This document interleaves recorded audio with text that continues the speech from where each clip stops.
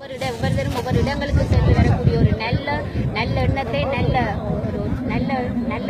உறவை இன்று அமைத்துக் கொடுத்திருக்கின்றது எங்களுடைய அரசாங்கம்.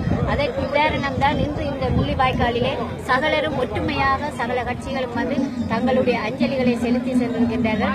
தங்களுடைய ஆதங்கங்களையும் தெரிவித்திருக்கின்றார்கள். இந்த ஆதங்கங்களுக்கு எங்களுடைய எதிர்காலத்தில் இதுக்கு தீர்வு வழங்கப்படும். இது தீர்வு வழங்க வேண்டும் என்பதும் என்னுடைய ஒரு ஆதங்கமான ஒரு கருத்து. அத்தோடு இந்த மண்ணிலே லட்சக்கணக்கான உறவுகள் இழந்திருக்கின்றார்கள்.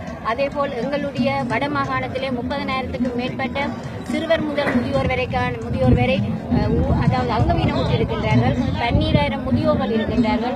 9,000க்கும் மேற்பட்ட சிறுவர்கள் இருக்கின்றார்கள் தாய் தகப்பனற்ற நிலையில்.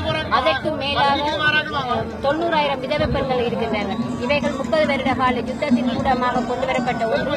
இறுதிப் போரின் பின்னர் இவர்கள் இன்று எங்களுடைய இழந்த உறவுகள் போல்தான் அவர்களும் இருக்கின்றார்கள். அதாவது சொத்துக்களை ஏற்க முடியும், பணத்தை நாங்கள் இழந்த எங்களுடைய உறவுகளின் உயிர்களை மீள கொண்டு வர முடியாது.